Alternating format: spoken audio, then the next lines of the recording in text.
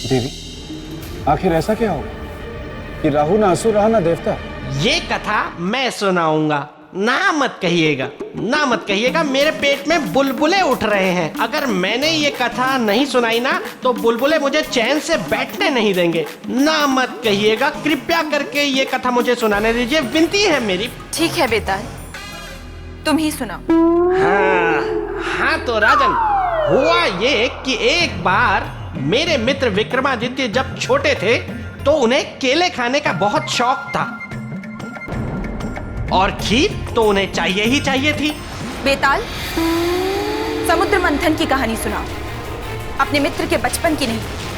क्षमा देवी क्षमा, मैं जरा भावनाओं में बह गया था, इसलिए ये सब कह गया।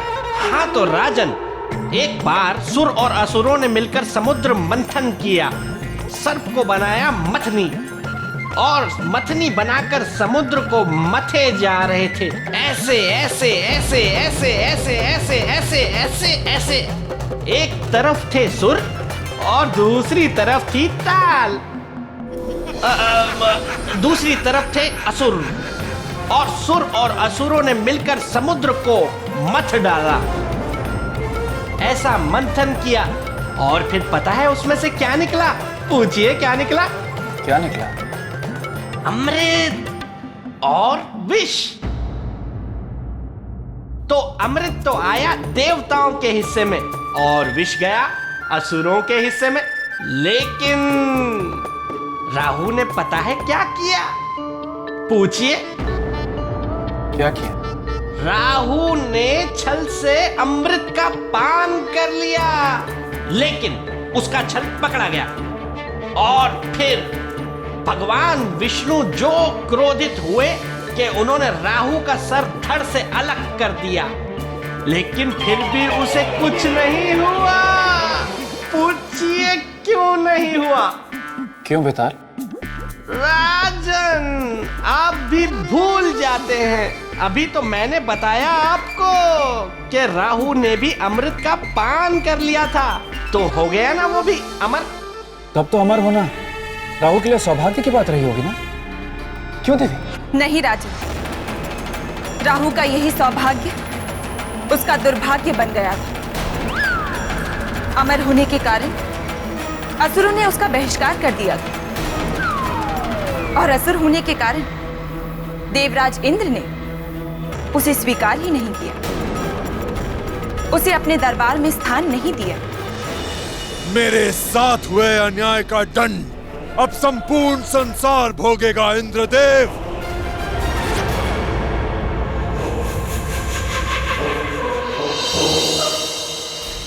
नष्ट कर दूंगा मैं तुम्हारी संजीवनी पृथ्वीलोक को।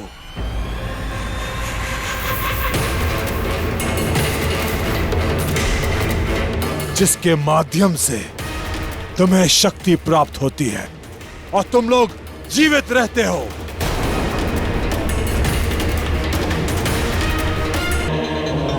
अंत कर दूंगा मैं सबका, सभी सुखों का, और सुख भोगने वाले जीवों का अंत कर दूंगा मैं।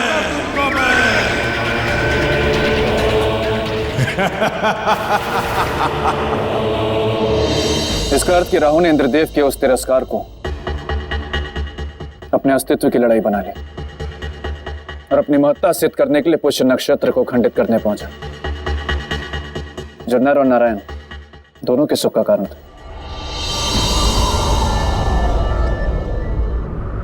राहु, मैं तुम्हें अंतिम चेतावनी देता हूं, अपने स्थान पर लौट जाओ। मुझे तुम्हें दंड देने के लिए विवश मत करो। तुम मुझे दंड दोगे इंद्र?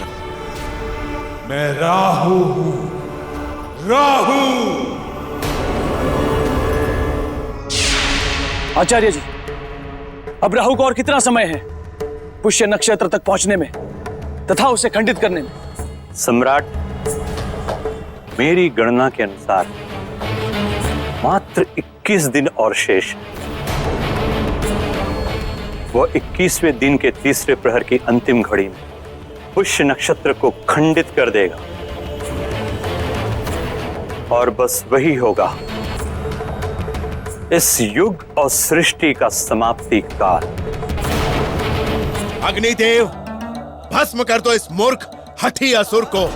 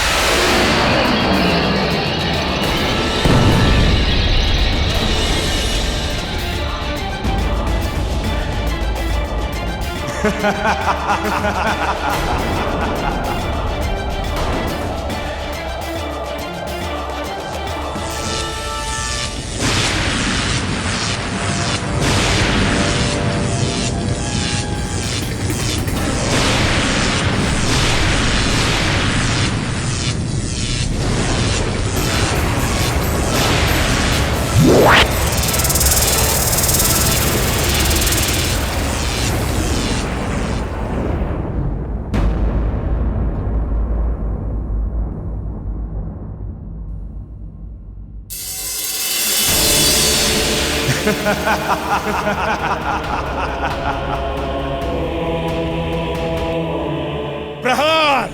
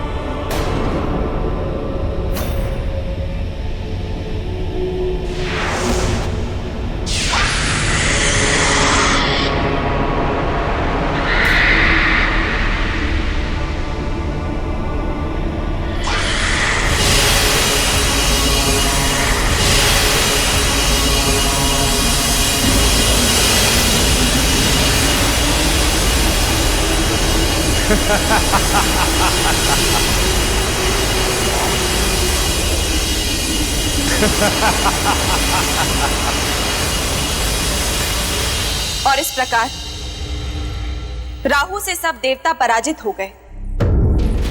देवताओं का प्रयास विफल हो गया और राहु की इस सफलता का स्वागत करने के लिए सामने खड़ा था इस युग का अंत, मात्र 21 दिन दूर, और साथ ही खड़े थे सृष्टि को बचाने का उपाय सोचते, चिंतित, व्याकुल सम्राट विक्रमादित्य। तो क्या सम्राट विक्रमादित्य भी? उत्तर दीजिए देवी, उत्तर दीजिए। कमाल है राजन, अब आप इतने छोटे से प्रश्न का उत्तर भी देवी से ही पूछ रहे हैं। देखिए कितना परेशान कर दिया है आपने देवी को। लेकिन देवी आप चिंता ना करें, मैं आ गया हूं। मैं अब राजा भोज को आपको और परेशान नहीं करने दूंगा। बेताल, अब तुम यहां से जाओ, क्योंकि मुझे परेशान राजन नहीं बल्कि तुम कर रहे हो। मैं? लेकिन मैं तो मासूम हूं देवी। तुम जाते हो या मैं? क्षमा देवी, क्षमा। मैं जाता हूं। अब मैं बस जा रहा हूं। मैं जाने वाला हूं। मैं चला।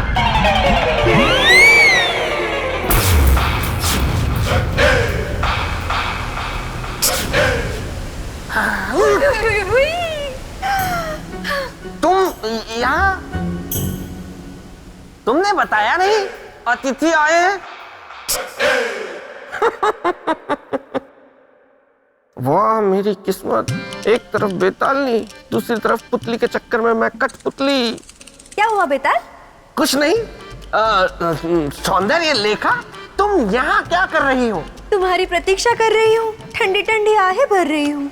मैं हूँ बेताल, गलने नहीं दूंगा किसी की भी दाल। अगर तुम मुझसे सच में प्रेम करती ना, तो प्रेत लोक के प्रेत बाग के एक एक पेड़ की, एक एक टहनी की, एक एक पत्ती, हरी सूखी, सब गिन कर आती।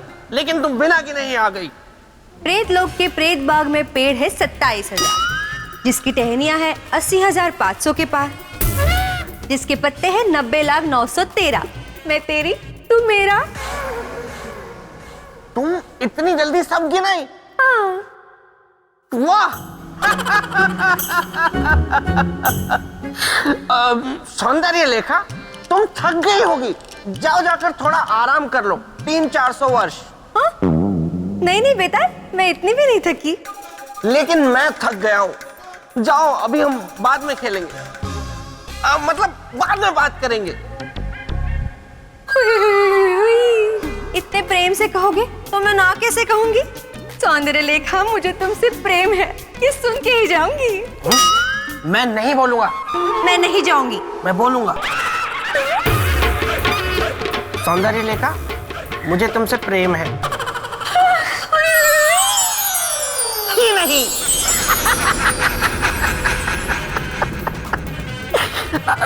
गोलू, गोलू, गोलू। देवी, इस प्रकार मुंह फेर कर मत जाइए। क्या चक्रवर्ती सम्राट विक्रमादित्य भी राहु के प्रकोप से पृथ्वी को बचा नहीं पाए? क्या वो भी राहु से हार गए? उत्तर दीजिए देवी, उत्तर दीजिए। आखिर हुआ क्या? राजन, आप बालकों सा प्रश्न कर रहे हैं।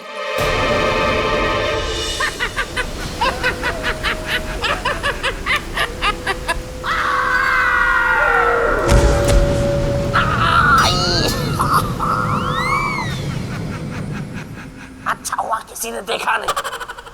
गोलू, गोल, पीछे क्या कर रहे हो? मेरी आंखें सामने, सामने आओ। वैसे बात तो बिल्कुल सही कही पराक्रम की पुतली ने। सम्राट विक्रमादित्य के सामने राजा भोज बालक ही तो है। जिस हटी राहु से देवतागण भयभीत हो, जिसे देवता भी रोक न पाए, पराजित होकर वापस लौट गए। जो राहु प्रचंड सूर्य को निगलने की क्षमता रखता हो, ऐसे क्षमतावान शक्तिवान राहु को एक साधारण मनुष्य भला कैसे रोक पाएगा? राजन, हठी के हट को बदलना कठिन होता है, क्योंकि हट विवेक की हत्या कर देता है और फिर वो राज करता है किसी के भी मन और मस्तिष्क पर, एक छत्र राज। तो बताइए राजन, यदि एक मनुष्य के सामने एक ओर सीमाएं हो, मर्यादाएं हो और दूसरी ओर विनाश हो, तो फिर ऐसी स्थिति में वो मनुष्य क्या करेगा? मुश्किल है। देख लेना मेरे परम प्रिय मित्र पेड़, राजा भोज इस प्रश्न का उत्तर तो नहीं दे पाएंगे। यदि वो मनुष्य पराक्रमी और साहसी होगा तो अपने आत्मबल और शारीरिक बल दोनों के साथ अपनी जान पर खेलकर विनाश का सामना करेगा। क्यों? क्या उसे असफल होने का या मृत्यु का भय नहीं होगा? नहीं देवी, वैसे मनुष्यों के सामने ना तो कोई सीमा होती है, ना भय, ना असमर्थता। वैसे मनुष्य परिणाम की चिंता नहीं करते, वो केवल लक्ष्य की ओर देखते हैं, हितकारी लक्ष्य। दे दिया? हाँ, ठीक है ठीक है। अब ऐसे भी मत घूरो मुझे। अरे एक प्रश्न का सही उत्तर दे दिया तो कोई वो मेरे मित्र की बराबरी नहीं कर लेगा।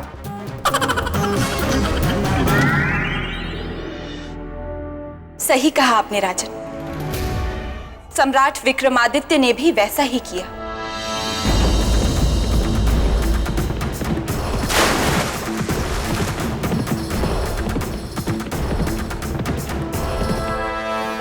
सम्राट, सम्राट कृपा करके रुक जाइए। सम्राट, वहां सौरमंडल में मत जाइए। सम्राट, सौरमंडल में जाने का अर्थ है अपने जीवन को संकट में डालना।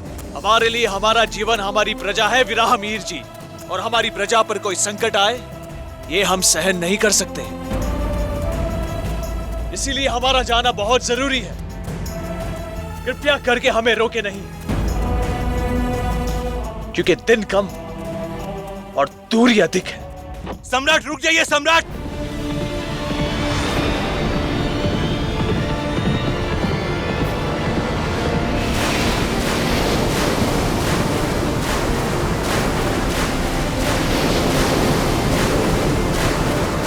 सम्राट, सम्राट, आपने सौर मंडल में जाने का निर्णय करके अच्छा नहीं किया सम्राट। आप सौर मंडल की परिधि में प्रवेश कर ही नहीं सकते, क्योंकि वहां की गति अलग है। वहां गुरुत्वाकर्षण नहीं है सम्राट, भार शून्यता है। असंतुलन की स्थिति बन जाती है सम्राट।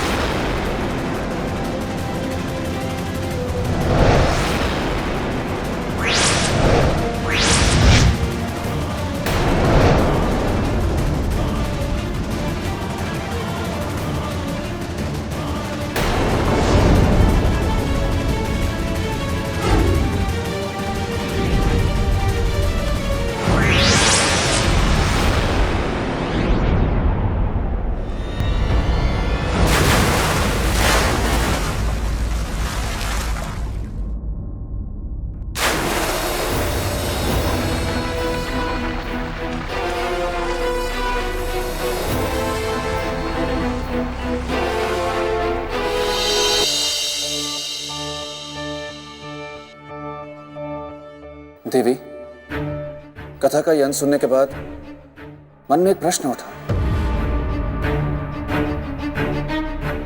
क्या राजन? कि सौरमंडल में गुरुत्वाकर्षण तो है नहीं, तो उसकी परिधि में प्रवेश करना कठिन ही नहीं, असंभव भी है। तो जिस राजा का आभूषण पराक्रम था, वो सौरमंडल में प्रवेश भी कर पाया या फिर लौटा है अपने राज्य? अरे राजा भोज ने मेरे मित्र को अपने जैसा समझ रखा है क्या?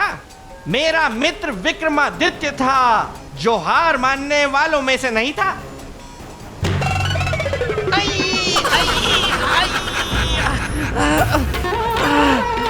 कहीं पत्थर, कहीं गोला, कहीं पेड़।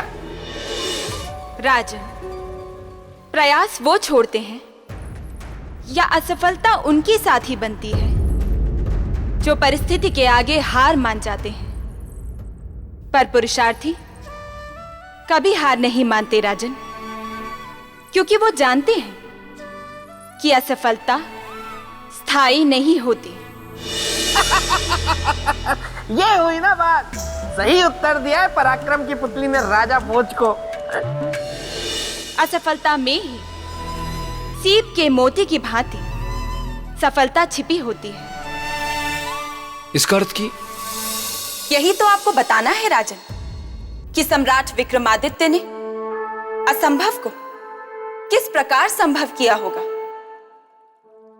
असफलता को किस प्रकार सफलता में बदला होगा।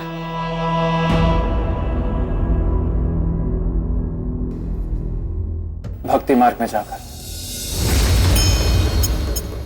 कैसे? इसलिए कि जब मनुष्य के सारे प्रयास विफल हो जाते हैं, वो चारों तरफ से हार जाता है, निराश हो जाता है, तब वो जाता है भक्ति की शरण में, जहां उसे लड़ने की नई ऊर्जा, नई शक्ति मिलती है। और वो शक्ति संसार की सबसे बलशाली शक्ति होती है।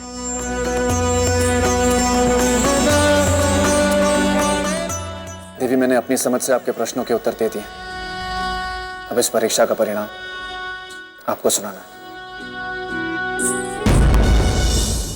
अवश्य सुनाऊंगी। निश्चय ही इस पूजा से राहु प्रसन्न हो गया, इसमें तनिक भी शंका नहीं है। ईश्वर करे कि यह सच हो और पृथ्वी पर आने वाला विनाश टल जाए। ओम राहुवे नमः, ओम राहुवे नमः, ओम राहुवे नमः, ओम राहुवे नमः, ओम राहुवे नमः।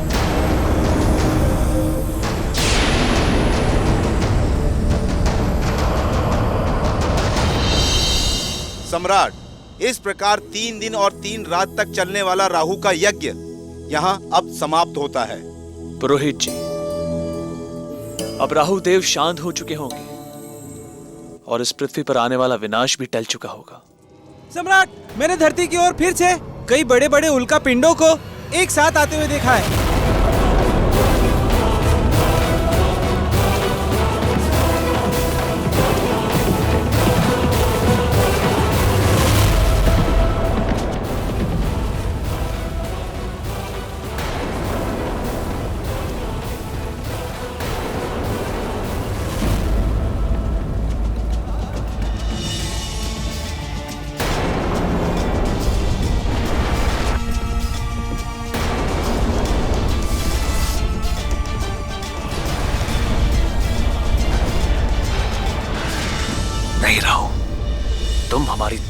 विनाश नहीं कर सकते।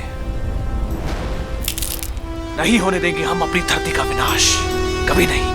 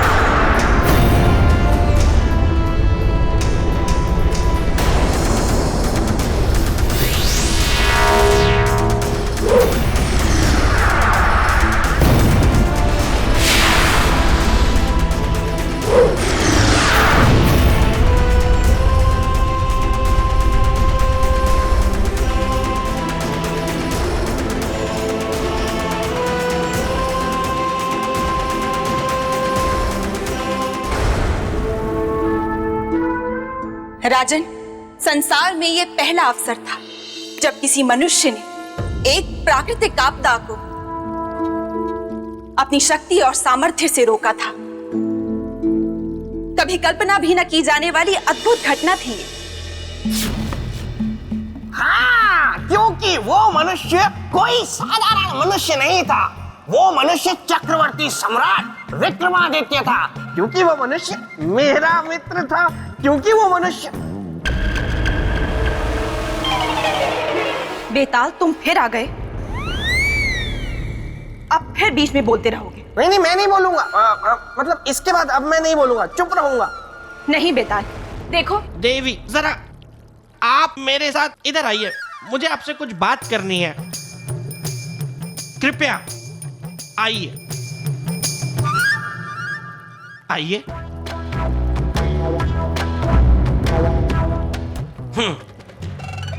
देवी, मैं आपके आगे हाथ जोड़ता हूँ, आपके पैर पड़ता हूँ।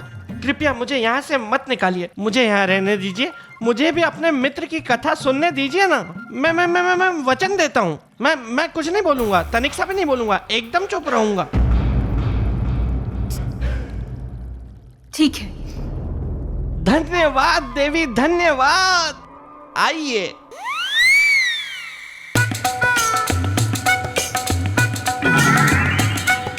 हाँ तो राजा भोज, मैं ये कह रहा था कि मेरा मित्र